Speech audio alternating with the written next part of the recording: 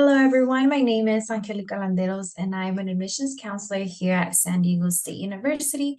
Today, we will be filling out the Cal State application. So starting with quadrant 3, once you have the first 2 sections completed, you will need to support us with more information on your educational programs and work experience.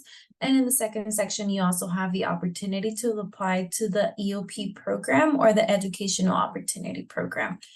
So in your first section, you do need to include any educational programs that you were part of in the last 36 months.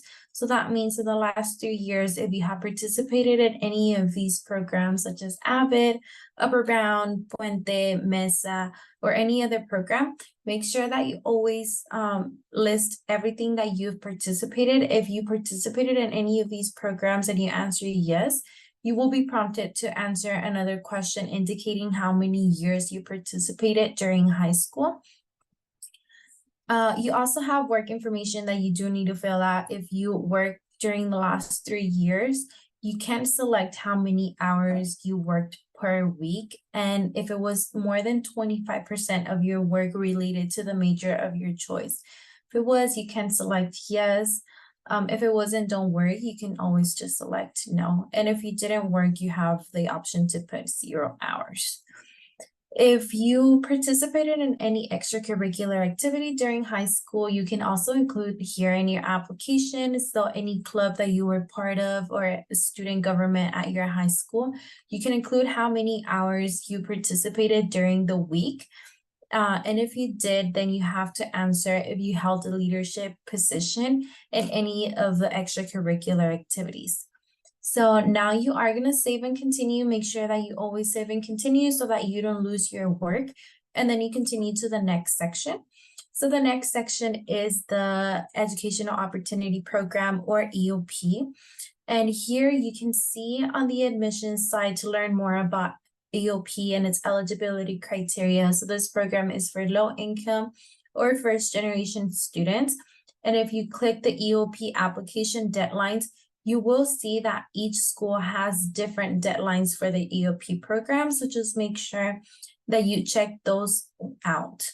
You can see here if you do wish to apply right now. Then you have the questions here. If you do wish to apply, but you want to come back to it later, you can always choose the option and you can submit your application to Cal State and just return to the EOP questions. So if you've put yes, if you previously attended a CSU and you're transferring here, you can put yes and then select the campus. If you didn't and you're a first-time freshman and it doesn't apply to you, you can just put no.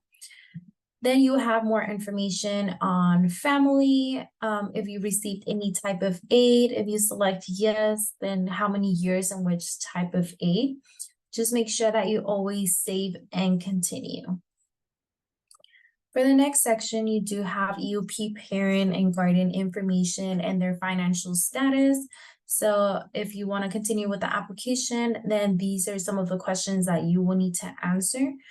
And that's just for the eligibility of a program if you qualify for low income. Save and continue, then you have the EOP autobiographical questions. So in these questions, EOP wants to know a little bit more about you. So you do have 5 questions that you need to include, like your economic background and a little bit more about you and the experiences that you've had during high school. So these are some of the questions that you will need to have. You save and continue. And lastly, you have your EOP recommendations. So you are required to turn in 2 letters of rec. You can add them right here. You can ask your counselor or any teacher that knows you and will want to make a recommendation to you. So this is their personal information and you can include a personal message to your recommender. You also waive a recommendation. So the right of access to this, you select yes, and then you give us permission to contact the recommender and the school as well. So you would save this EOP recommendation request, and then you can add another one for your second one. That will be all for this question. Thank you.